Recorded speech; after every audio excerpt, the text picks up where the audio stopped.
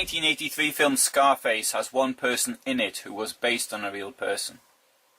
That is the person who was called in the film Alejandro Sosa. He's the one who supplies Al Pacino's character, Tony Montana, with cocaine. In the film, he lives in Cochabamba, Bolivia, and is portrayed as an elegant, educated landowner. I think that the key part of the film is a meeting which brings together a Bolivian industrialist in the sugar business, the commander of an army, the interior minister, and the Central Intelligence Agency, together with Sosa and Tony Montana. Our recording is played in which an investigative journalist talks of the cocaine coming out of Bolivia, which is controlled by one man, an interesting person who comes from a good family and is British educated. In the film, that is Alejandro Sosa, but the description could equally have applied to the real Roberto Suarez Gomez. Whereas the film is fictional, as is the meeting, there's a certain element of truth in what is being suggested, and indeed, as we shall now see, the dilemma facing US authorities was whether to fight drugs or communism, or maybe a bit of both, or maybe none at all. The family of Roberto Suarez Gomez had been in Bolivia for several generations. His great-grandfather, Nicolas Suarez Callao, had developed the rubber business there, but with the development of synthetic rubber the family went into livestock. It was Roberto who realized that there was more money in cocaine. Roberto Suarez Gomez was born on the 8th of January 1932. In 1958 he married Ida Levy Martinez, and much of what we know about him comes from her book. She claims that he did not know what he did when they got married, and once she found out, she left him, although they stayed on good terms for many years. His business model was to gather many Bolivian producers of coca and cocaine into one organization, which he called the corporation. He took care of the business end. Business was so good that he had an annual turnover of hundreds of millions of dollars. As we see in Scarface, the cocaine was sold relatively cheaply in Bolivia, with the risk of transport being on the buyer. At the end of the 1970s, he developed contact with the Colombian Medellin cartel. He had a fleet of aircraft that could fly in and out of Bolivia at leisure. By the end of the 1970s, between half and two-thirds of the cocaine in the United States originated from him. He was then the world's largest supplier of coca paste, a mixture of coca leaves, kerosene, sulfuric and hydrochloric acids, and bicarbonate of soda that's refined in Colombia to pure cocaine. A kilogram of base could be sold then for up to $9,000, and a light plane could carry around 500 kilograms. Fearing that the civilian government of Bolivia might take action against cocaine producers, he helped fund the cocaine coup, which brought the military dictatorship of Luis Garcia Mesa to power in 1980, whilst the cousin of Suarez Gomez became the Minister of the Interior. Thus, he became the king of cocaine, with the backing of the Argentinian Secret Service and the Central Intelligence Agency, neither of which wanted to see a progressive type of government in La Paz. Following the cocaine coup, the military went through the pretense of cracking down on cocaine for the benefit of Washington, but only in one geographical area. The cousin of Suarez Gomez, Interior Minister Luis Arce Gomez, warned larger operators in Santa Cruz on the 26th of February 1981 to move to Beni, where they would have government protection. It would seem, however, that even this disrupted supply of coca leaves to Suarez Gomez, so he offered General Garcia Mesa $50 million to end the Santa Cruz operation. On 19th of May 1981, the crackdown abruptly ended.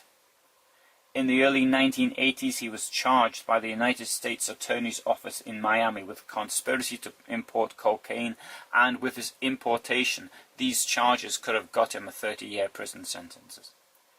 Two of his associates, in jail in Miami, told the United States Drug Enforcement Agency of undercover agents that Suarez Gomez controlled Bolivia's military rulers so effectively that the Foreign Ministry copied and passed to him all the agency's narcotics investigation reports in La Paz.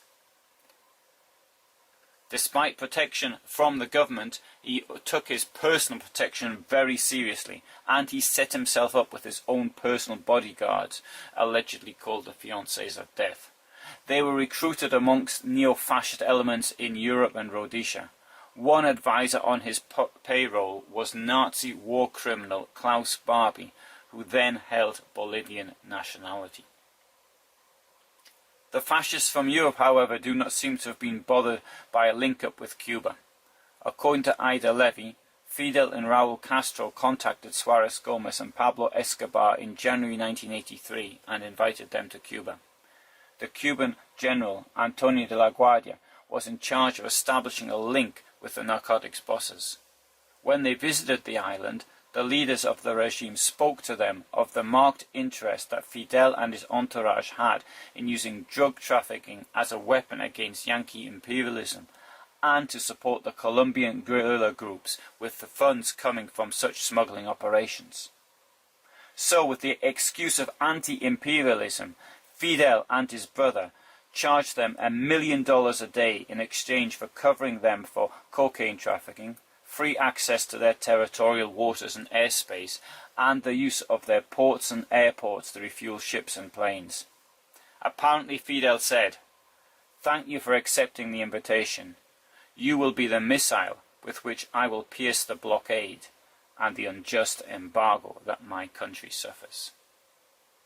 Now enter Lieutenant Colonel Oliver North, then of the U.S. National Security Council. During the Iran-Contra affair, he had the idea of pretending that the Sandinista government in Nicaragua was permitting their country to be a shipment point for cocaine. To this end, he arranged for the purchase of cocaine from Suarez Gomez, which was sent to that country. The Nicaraguan military shot down the first plane, but a second one did land there. North also knew that the Medellin cartel was funding cash to the Contras, once more funded by Bolivian cocaine. Here we can see how totally illogical US policy was.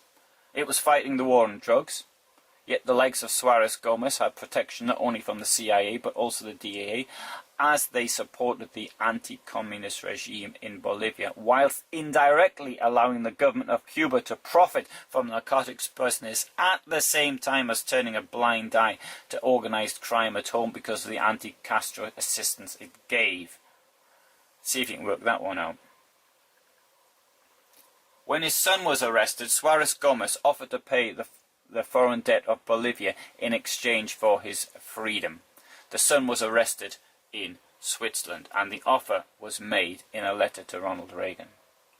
The offer was to pay off over $3 billion over a 36-month period. Ida Levy said that her husband said that whereas some countries had huge oil and gold reserves, Bolivia had coca, and after the collapse in the value of tin in the mid-1980s, Bolivia's second biggest export, coca was the only renewable strategic resource left to the government to get the country out of underdevelopment and to satisfy the hunger of the people. Even though he had a vast fortune and a turnover of hundreds of millions of dollars per year, he could not have found the $3 billion to pay off Bolivia's debt. Suarez Gomez was popular at home. Like many involved in organized crime, he shared his wealth, paying for churches, schools, medical facilities, and other activities. To quote the New York Times in August 1982, to the residents of Santa Ana, he is Papito, the remote cattle town's most cherished figure, who buys food for the poor, restores churches, strings coloured lights in the market square at Christmas, passes out sewing machines to women, and paves village streets. He spoke like a nationalist against what he termed Yankee imperialism, and this went down well. The term El Padrino, recalling another gangster film, was used to his face, or El Robin Hood del Beni, in a reference to where he was living. He was proud that someone playing him had been in the film Scarface, and wished that he himself could have been an actor. One thing that distinguished Suarez Gomez from other narcotics bosses is a lack of violence in the business.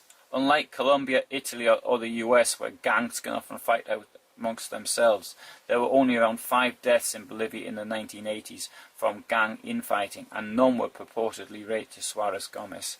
However, many progressives, from trade union leaders, opposition activists and those requesting civil rights, could find themselves victims to the death squads which appear to have been financed by Suarez Gomez and run by General José Meza and Colonel Arce Gomez. During their time in office, over 1,000 people were murdered by the regime. Whilst researching this, I found a number of clips from the mid-1980s where the Bolivian authorities were asked why Roberto Suarez Gomez was not arrested. The answer, of course, was clear. He was untouchable. He openly boasted that he could pay off anybody he wanted in Bolivia. We asked Colonel Zapata. He knows where Suarez is. Why doesn't he go get him? That's a beautiful question. Since Suarez is as strong as the narcotics police, maybe you should ask the armed forces why they haven't arrested him. So we did ask the Army. General Lucio Áñez, Chief of Staff of the Bolivian Armed Forces.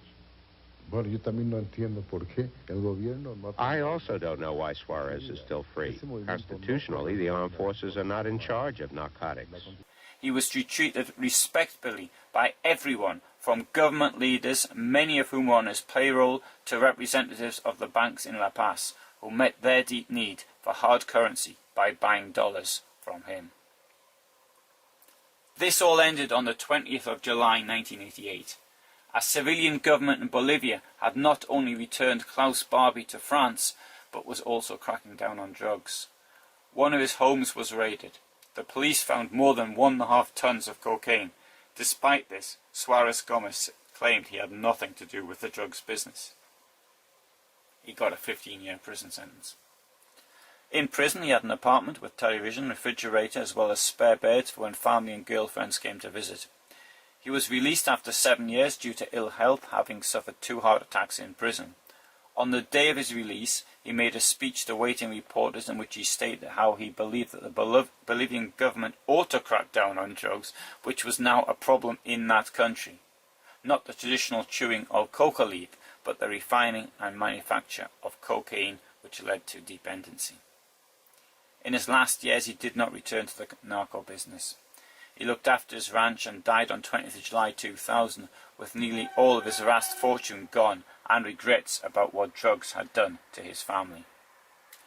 His son, Roberto Suarez Levy, was killed in a shootout with the DEA shortly after Roberto Suarez Gomez was arrested. He also worked closely with his nephew, Jorge Suarez. Following the arrest of the uncle, the nephew became the most wanted fugitive in Bolivia. He was arrested in San Marino, California on 16th of December 1990. He received a life sentence, although was released in April 2018. He returned to Bolivia, where on landing in La Paz was arrested and later got a further 15-year sentence. In December 2018, he was given a 10-day pass for medical treatment at a clinic from which he escaped. His current whereabouts are unknown. I will finish with a quote from an observation of my own. Suarez Gomez told his wife, "The gringos have a false morality. I give you just 2 examples. The cigarettes manufactured by the Philip Morris Tobacco Company and the arms manufactured by Smith & Wesson, which are sold without any control in the United States, kill more people annually than cocaine." In one news item I found on YouTube, from Bolivian television, a military unit went to destroy the coca plants belonging to a smallholder.